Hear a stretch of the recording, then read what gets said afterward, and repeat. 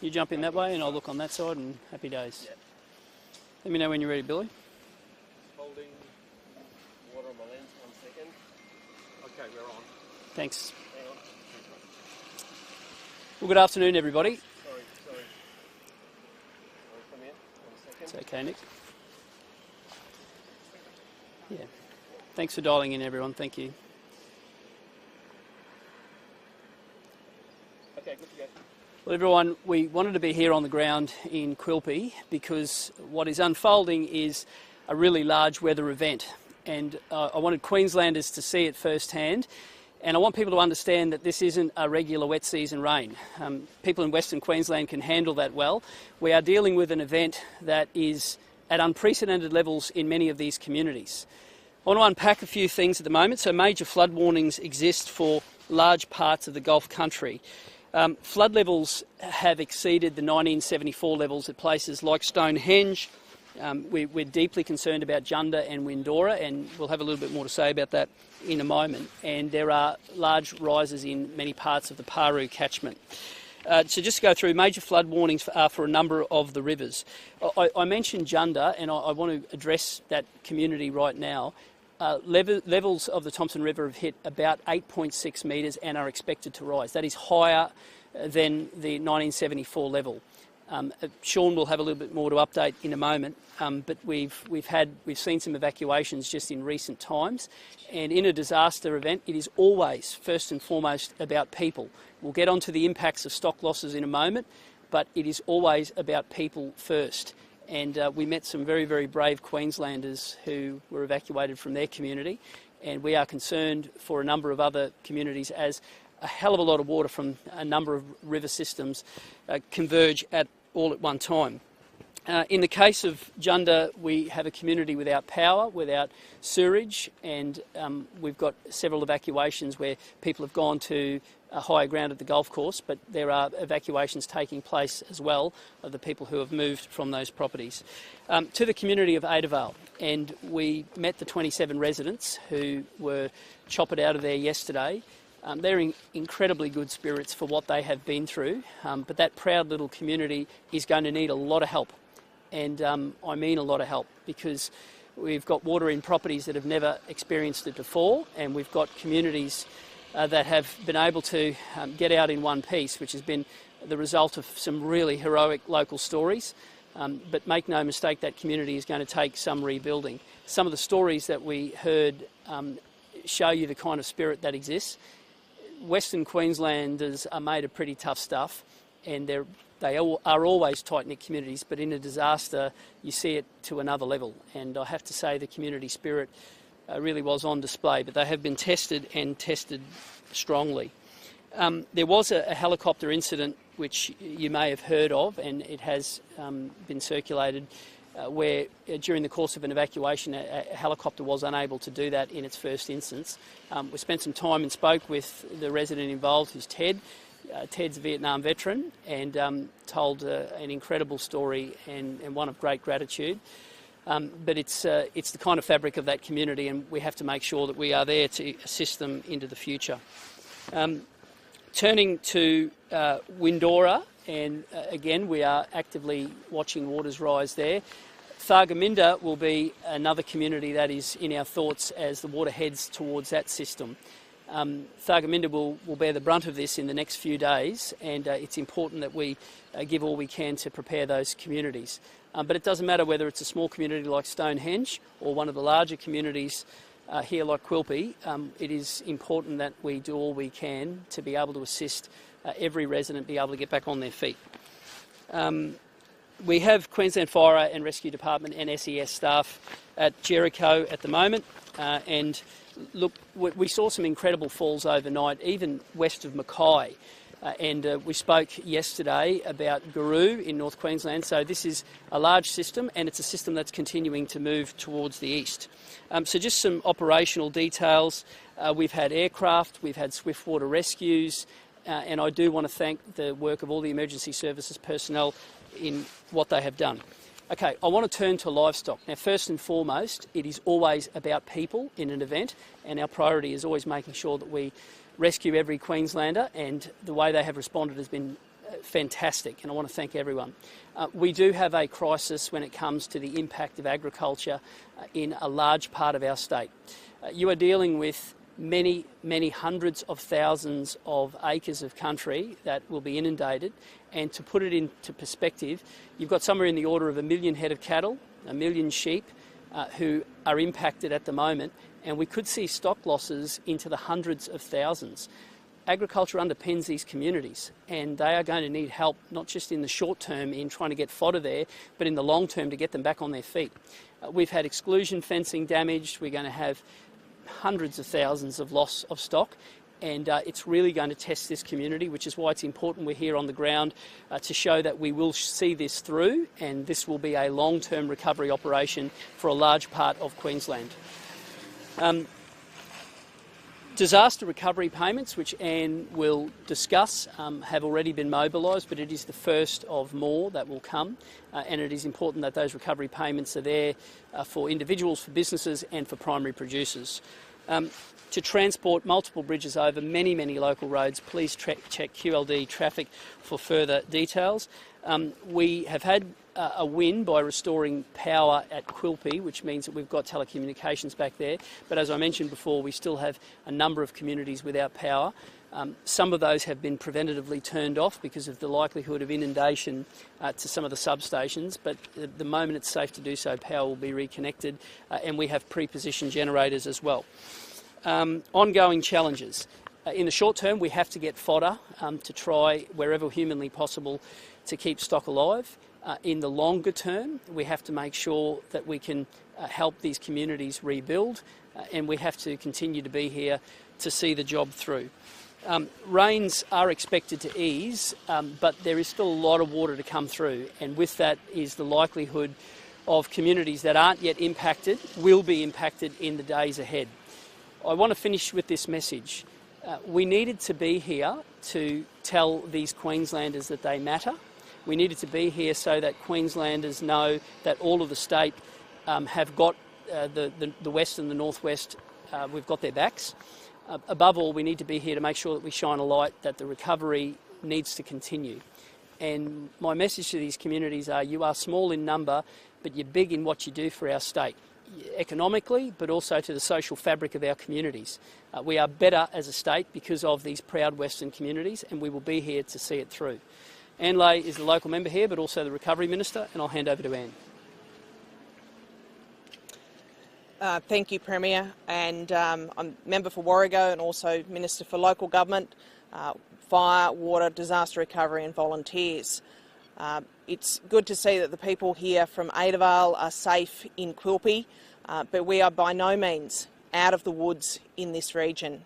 The water here from Quilpie continues down to places like Thargomindah and further on to Hungerford. And there are also communities that are at risk, for instance, Yulo. So I've been working closely with the councils to make sure that we have preparations in place and to make sure that we keep those vulnerable people out, get them out early, because what we are seeing here is quite unprecedented. In the last 30 years, I cannot recall evacuating the community of Adavale. I also wish to advise that in relation to personal hardship assistance for people in the communities and also on properties, we have activated for the communities of the councils of Barcoo, Bulu, Quilpie and Winton. And I expect as this weather event continues there will be more activations. We've also activated loans of up to $250,000 for disaster assistance and also working capital loans of up to $100,000 and freight subsidies, which will be very important to getting fodder out into these areas, of up to $5,000. But I want to send this message very clearly to these communities in southwest Queensland. This is just the start of the assistance. We will continue to work with all levels of government, even though there's a federal election that's just been called today. We will continue to work with all levels of government, the federal government and our local governments across this region to make sure that we get the assistance for people who are being impacted. And I know there are many rural properties as well, not just the towns, who are seriously impacted, and we need to make sure that we're right there to get hold of their backs and help them through this unprecedented event as well. And I'll now hand over to Jake from the Queensland Reconstruction Authority. Thanks very much, Minister. So my name is Jake Elwood. I'm the Chief Executive Officer of the Queensland Reconstruction Authority. Jake, sorry, just don't look directly into the lens, just look between the two. Okay, no problem. Obviously, my name is Jake Elwood, the CEO of the Queensland Reconstruction Authority. The key at the moment is obviously in response, but we are obviously working very hard to make sure that we understand what the issues will be that the community will face, and they will be significant, and we will be here with them for the long haul. We work with the National Emergency Management Agency in Canberra, a federal arm of the government, and we work very closely to make sure that we get the support we need. Now, I know that an election has been called, but recovery is a bipartisan issue, so rest assured we'll be working with NEMA and we will be providing support that is required. The Queensland Reconstruction Authority will be here for the long haul, and as always we will emerge stronger. Thank you, Jake. Yeah, my name's Sean Dillon. I'm the member for Gregory, the neighbouring electorate here, and obviously the epicentre of the northern part, or the most northern reaches of this unfolding disaster. Yesterday I travelled from the Central Highlands across past Aramac and Muttaburra to Winton last night. Winton had been isolated for a number of days. Those communities I just mentioned in Muttaburra and Aramac have now also gone into a period of isolation due to substantial rainfall received last night. Today we've flown from Winton directly to Quilpie as a result of the Junda airstrip being untrafficable. However, we are aware, as the Premier has outlined, of a need to evacuate a number of residents out of both Junda and Windora. Those evacuations by air, rotary wing aircraft, are underway as we speak, and I know the police in charge of that operation are very keen to see that operation wound up. That's really concerning for two communities who historically are not exposed to this degree, and it reflects to some degree the hardship that's being experienced here in the Warrego around the people that have been forcibly evacuated because of the rising water very quickly out of their community at Adavale. So on top of this is the substantial impact to the pastoral industry. We will see the effects of this last for probably 2 years at least, but we won't fully understand the scale of this impact for several months. The two chief species affected here, but we shouldn't forget goats as well, are cattle and sheep. The destruction of fencing, which is required to contain these animals in their safe locations and on their home properties, is of an unprecedented scale. And I'm interested to hear, or you'll be interested to hear, some figures from the Mayor of Quilpie in a minute about that. But what we're going to see is breeding stock affected, the loss of young stock, the loss of cattle that are trapped by very fast rising floodwaters. I would, on behalf of the government and those pastoralists who've been directly affected, like to thank our angels in the sky, the helicopter mustering pilots who are operating their ever-reliable fleet of R22 and 44 aircraft, not only in assisting the evacuation of communities such as Adavale and people from Junda and Windora, but also properties and people from those properties in those really hard-to-reach areas. I spoke yesterday with landholders that were evacuated from Yarrika. The water reaching levels that have never been expected, many metres higher than anything that's been recorded previously, with 150 years of heritage in those places. If we look at the livestock, if I could please implore landholders, when you have the opportunity, as promptly as possible to help with that, and especially if you require fodder assistance, to contact your local mayors, the primary point of contact to assist you with disaster recovery, especially if you need either fuel, emergency food for yourself or for your livestock. Go through your local councils to submit those requests for assistance. Second to that is the disaster impact statements, which are available from the Department of Primary Industries and has been shared on a number of socials, including from the Minister of Primary Industries, Tony Perrott. That really helps us. We know it's referred to as a survey, but it's really the chief data gathering tool that will allow the assistance for recovery for those people in those areas. So can I really ask those people who are affected, when you have the first opportunity, reach for those surveys or contact the Prime Ministries through your local council, and people can assist in that regard. But certainly the thoughts of the rest of my electorate in Gregory are with the people of, essentially Yarrika right down to Junda and across to Indora, and we extend our thoughts and sympathies to those people across the electorate boundary here in Warrego. It's unprecedented, and no one wants to see anybody have to leave their home for a circumstance like this. Thank you. Mayor Quilby Shire, Ben Hall. This is the first engagement of this type we've had for a long time here. Since '63 we haven't had significant flood event like this. It's unprecedented. We've evacuated our community of Adavale to the north of us here yesterday, 27 residents out of there. That went swiftly and great. It was a great exercise to get them people out of there. It's been a very, very troubling 24 hours. Put simply, we have absolutely no idea what's coming at us out here in this district.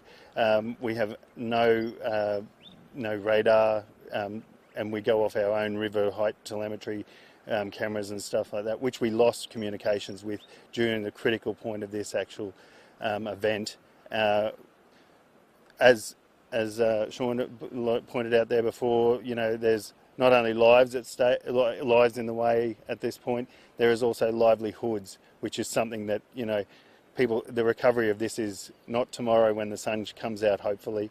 It is years in the making of, recovery of this. People's livestock, they are breeders for next year. They are lambs for sale next year.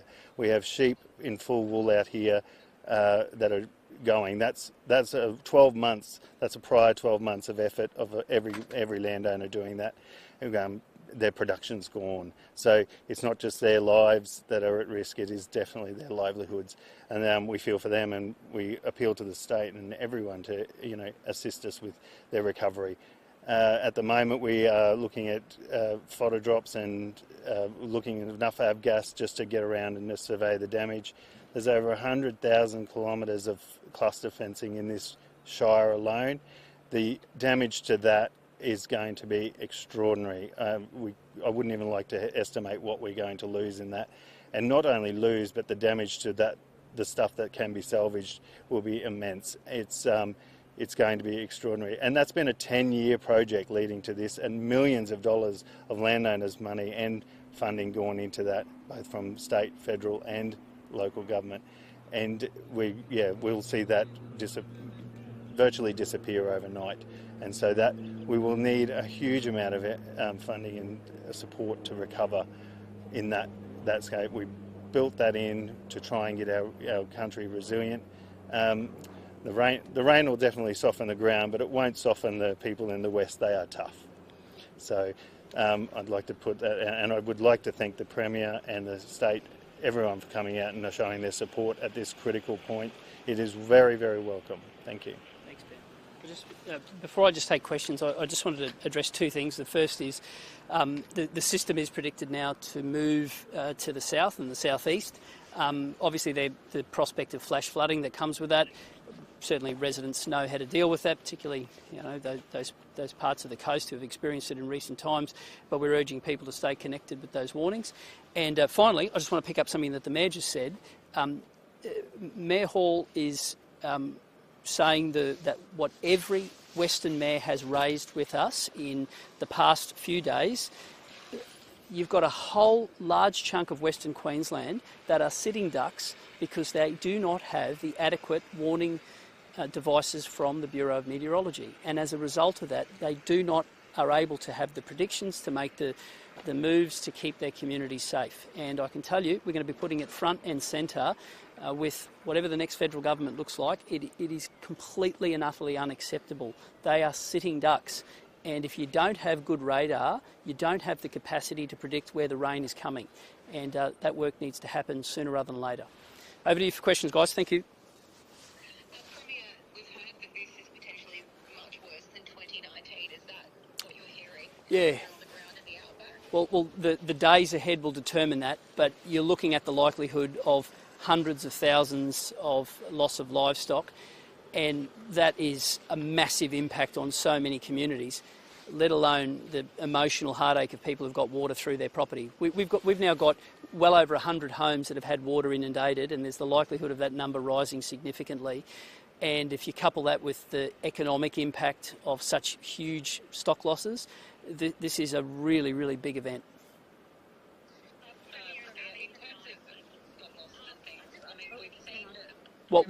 Hey guys, what we'll do is we'll just go. Rosie, you call one at a time, and then sorry guys, thank you. Who do you want to go first, Rosie? Ebony, over to you.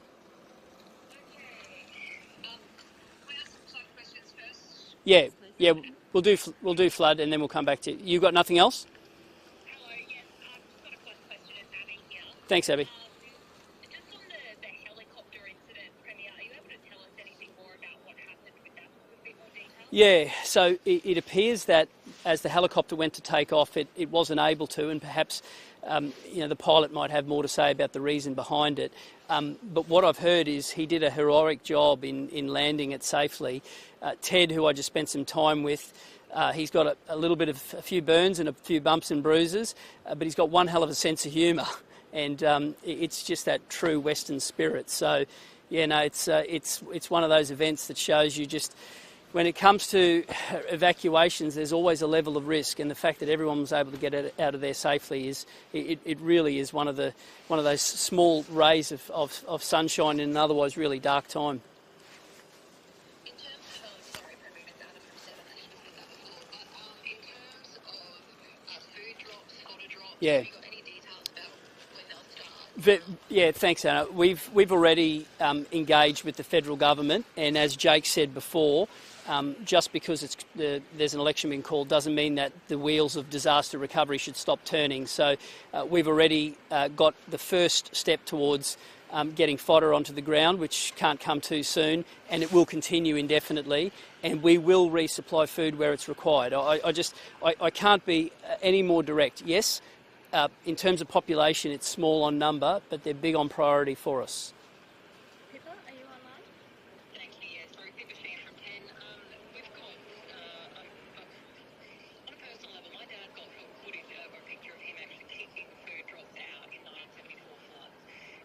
Where is the Defence Force on this? Those drops might actually last for much longer than a couple of days if they have actually been able to find any clear ground. Yeah, that is an excellent question, because there is many of them that there isn't high ground yet to do that.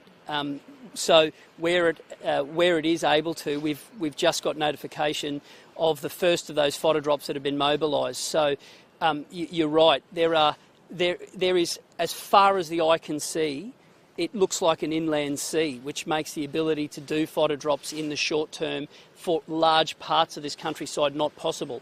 But I assure you, the moment there's a window, it will occur.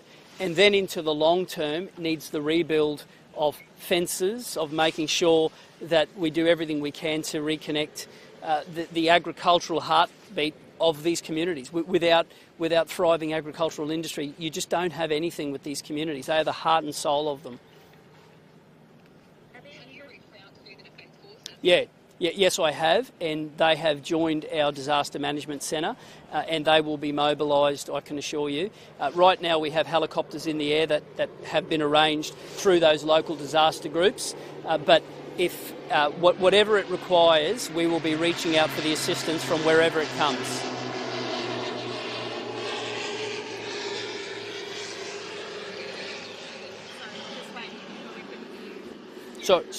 Sorry, Pippa.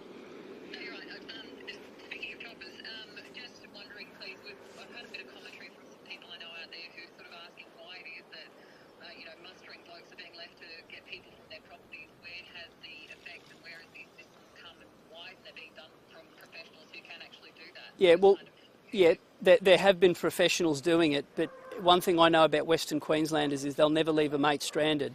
And some of the stories that I've heard, the local police officer being in a boat rescuing people, that's what makes Western Queensland the kind of place it is, and the people who are there. So, yes, we have had some great work done by the professionals, but it's also been mates helping mates, and that's what makes these communities so special.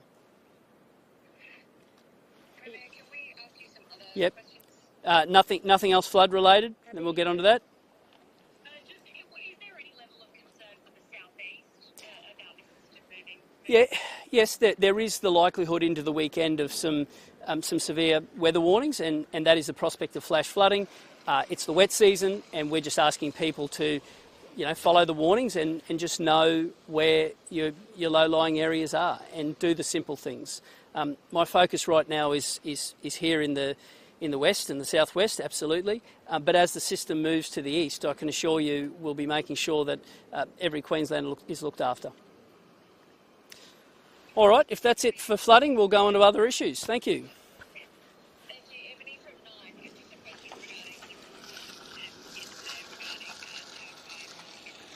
Yes. this company seems to play a large role in the future of Star in light of the information in this report, given that your government has actually been aware of this for some time. Well, I just want to address a couple of things. Firstly, that report was paid for by taxpayers. It was kept under lock and key. We promised to release it, and we have. And aside, what that will form now is the basis of the Office of Liquor and Gaming doing a review to make exactly that assessment. But I said I'd release it, and we've released it entirely. So does that mean the future of Star still remains Well, very much in the balance? I think. Well. Firstly, the Office of Liquor and Gaming need to do that assessment. So let's put that to one side. But your question is spot on about the future of Star, or the entity, whatever it looks like. I only have one concern, and that is for the workers who go there. And my laser-like focus is making sure that the doors stay open. And any negotiation involves those workers being able to go to work, provide for their families, and whatever that happens, we'll continue to work in good faith. Even if it involves having a strong relationship with a company that has ties to criminal links? Well, let's see what comes from the assessment from the Office of Liquor and Gaming. They're the experts, and they should be able to do that. My commitment was to release that report in full, and we've done that. It was paid for by taxpayers. The former government kept it under lock and key, and I share a vastly different view to the way we should govern. Moving on to a health issue. Yeah. We've been advised today that workers have been made redundant in the Redwood Hospital site and Yeah. told it is because of delays in the health contract. No. The That.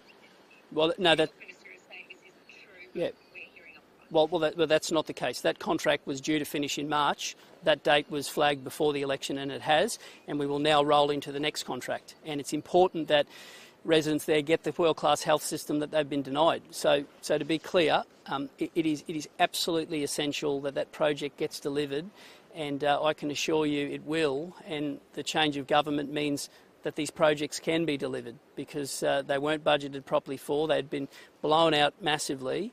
And it's important that Queenslanders see, after 10 years of the health system going in the other direction, to support it the way it needs to be. Thank you. Thanks, guys. Thanks for your time. Thank you. So, okay, one more. All right, good. You can cut that and then we'll go. Thank you. Thanks, guys. Thanks for dialing in. Thank you.